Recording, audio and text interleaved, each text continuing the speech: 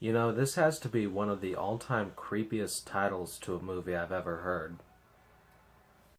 Today's comparison is between both versions of The Hills Have Eyes, the original Wes Craven cult classic versus the gritty reboot by the French guys who made High Tension.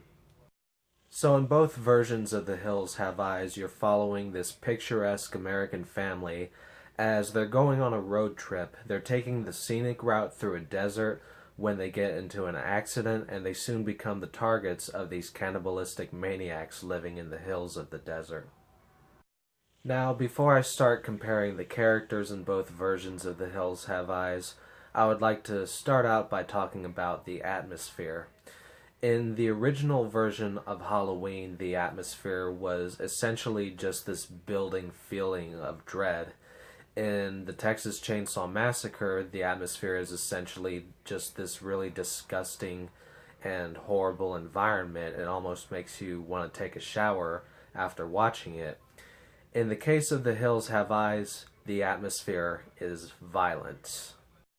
Now, I have said in the past that you don't need a movie to be violent and gory for it to be scary, and that is true in some cases. I promise this is going to be the last time I bring this movie up, but in the original Halloween, Michael Myers almost feels like a more supernatural character, so it's more fitting for that movie to be a little more subtle and just creepy and eerie, whereas in The Hills Have Eyes, it feels a little more down to earth, and you're following this group of fairly innocent people who are thrown into just the worst situation imaginable, and it ends up taking a toll on them both physically and mentally.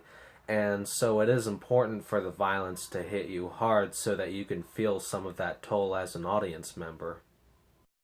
Now, the original Hills Have Eyes is fairly brutal and violent, but with the budget that they had at the time, they weren't able to showcase that much of it.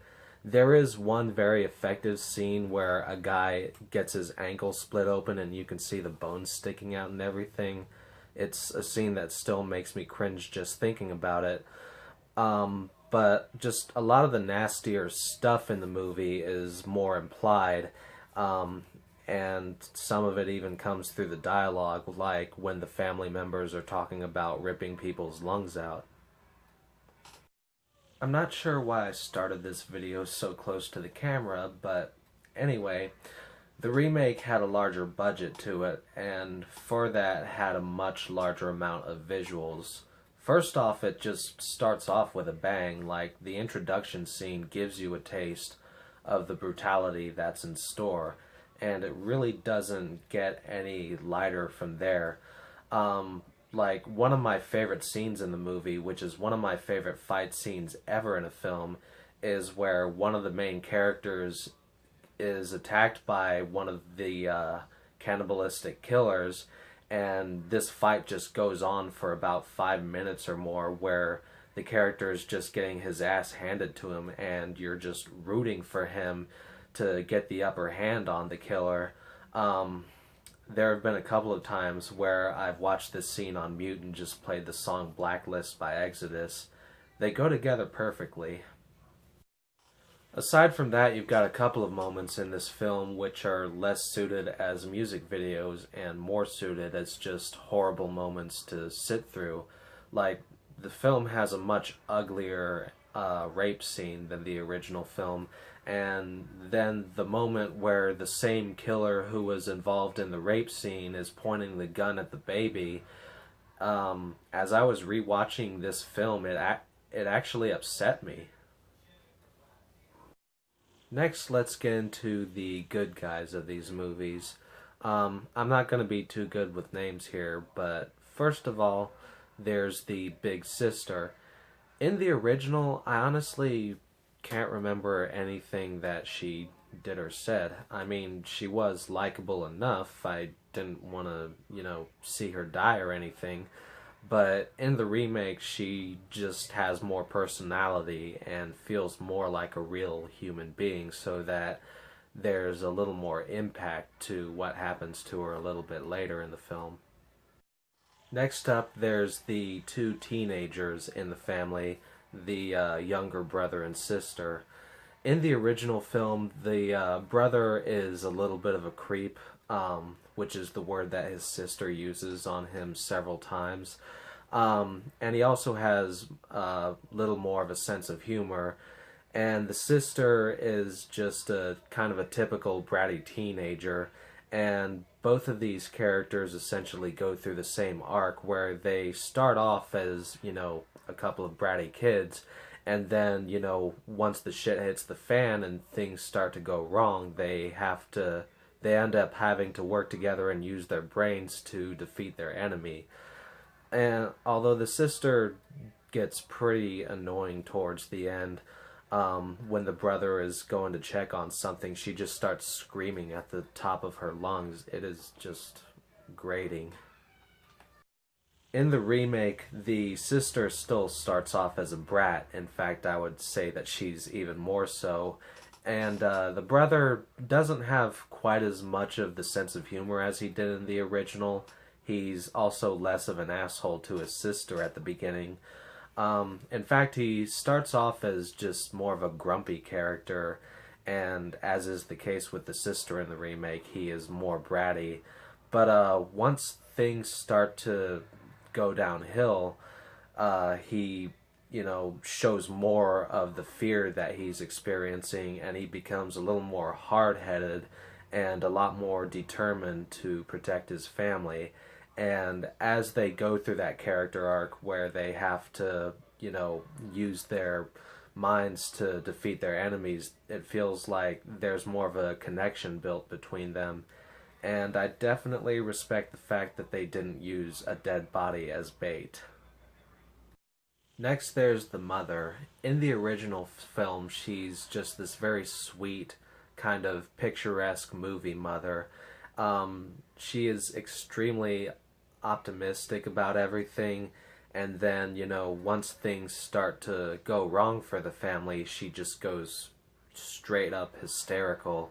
And it's actually very sad, but at the same time, she is a fighter. Like, when these cannibals are attacking her family and invading the trailer, she does try to fight them off. In the remake, this character generally feels like she has a stronger head on her shoulders. She kind of exudes more of realism than optimism. She also has more of a sense of humor and more of an attitude. And then when things begin to go downhill, she does have similar dialogue, but it's more denial than full-blown hysteria. And then there's the father, who, in the original, he is honestly not the most likable character. Uh, he feels mostly very humorless, although he does have one line in the film that got a good laugh out of me. And then he also has a line that's kind of racist, but due to the generation that his character comes from, I suppose it is a little more realistic. And then when they get into that accident, he's just swerving to avoid a bunny. In the remake, however, he is a lot more likable. He's a little jollier, he has much more of a sense of humor, and to top it off, once the accident occurs, it is for reasons that are more out of his control. Finally, there's this guy who I'm not sure whether he's actually married to the big sister or if he's just her fiance. But essentially he goes through this arc where he starts off as a relative pacifist and then ends up having to become just as violent as these people who are attacking the family, which aren't even his blood relatives. In the original, his character starts off seeming, sort of nice, but also a little pathetic at the same time. And I do think that where he ends up is kind of interesting, where he actually becomes shocked at this act he's just committed. In the remake, there's a lot more tension with this character. He's more established as an outsider in the family, and he actually has bitter feelings towards the dad, mainly just because of the bitter feelings that the dad has towards him. And, once the shit hits the fan, he goes through a lot more hell during his mission, and he's even involved in that fight scene, which I mentioned earlier. And at the end of the film, he isn't nearly as upset about what he's done, which I think is perfectly fine. Honestly, when it comes to defending your family and saving their lives, I'm not going to judge a person for having to commit violence in order to do so. Now let's get into the villains of The Hills Have Eyes, whose names I'm still not gonna quite remember for the most part, although they are a little bit more unusual. And this does kind of make me question, why is it that all of the men in the family are named after planets while the women are Mama and Ruby? They could have at least named one of them Venus. First off, you've got this daughter in the family whose name I have just mentioned, named Ruby. She is actually the only good egg in the family who doesn't really want much harm to come to this innocent family. In the original, she's a little more established at the beginning just as a character, and she does tend to show a little bit more sweetness, especially at the end when she cries over one of her siblings. In the remake, as she's making some of her first appearances in the film, you really don't know anything about who she is or what her motivations are, and she actually comes off as very creepy at first before the eventual reveal. Although it is kind of a dead giveaway that they make her less heavily mutated than the rest of her family. Like, you could be passing her on the sidewalk and she would easily pass as an ordinary person, which is really a common trope in Hollywood movies. Usually when they're designing the look of the good guys, they want to make them look more human than the bad guys, which, I don't know, in the case of this movie, it didn't make much sense for me. I think she would have been just as likable if she had been as deformed as her siblings. I mean, Quasimodo is a character that everyone loves, and nobody had to make him cute, except for Disney. And then you've got the parents of the cannibal family, Mama and Papa Jupiter. I've said that I won't be able to remember names outside of Ruby, Mama, and Papa Jupiter. I don't remember who anyone else in this family is. Which one's Pluto, which one's Mars, which one's Venus. I still don't know why they didn't name either of the women Venus. But anyway, in the original film, the parents did have a lot more dialogue in it. And Papa Jupiter was fairly menacing to look at, with his stature and especially with this large hideous scar going across his face. Although he does come off a little bit campy at times. Like, there's this one scene where he's monologuing, talking very angrily to this dead body, and then at the end of his speech, his family all applauds for him. In the remake, they don't have nearly as much dialogue. Like, Papa Jupiter only says one word in the entire movie, and then the rest of his vocal work is just screaming like a madman. Although he does look arguably scarier than the one in the first film. Like, if you saw this guy approaching you on the sidewalk, instead of Ruby, you would want to cross the street to avoid him. And then, Mama doesn't even say a single word or make a sound in the movie, although she is fairly creepy to look at as well.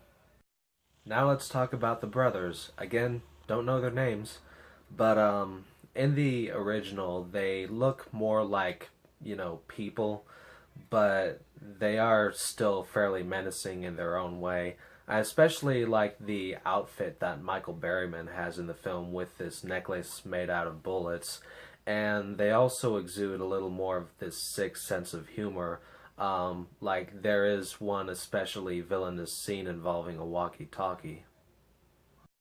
I don't think I have fully covered this yet. I have mentioned that there are mutations in the remake, but yeah, for those of you who are a little less familiar with this film, they are mutants in the remake. Essentially, they've been deformed by this radiation from the testing of nuclear bombs in their area, and their appearance is much more memorable in the remake. And with the brothers, there is a lot less dialogue between them, but their actions do speak a lot louder. I've already mentioned that the remake is much more violent, and they do feel much more menacing. There is this one scene of exposition involving this guy who one of the main characters finds in a house, and it does feel pretty unnecessary, especially considering that the background of these characters had already been established by some text at the beginning.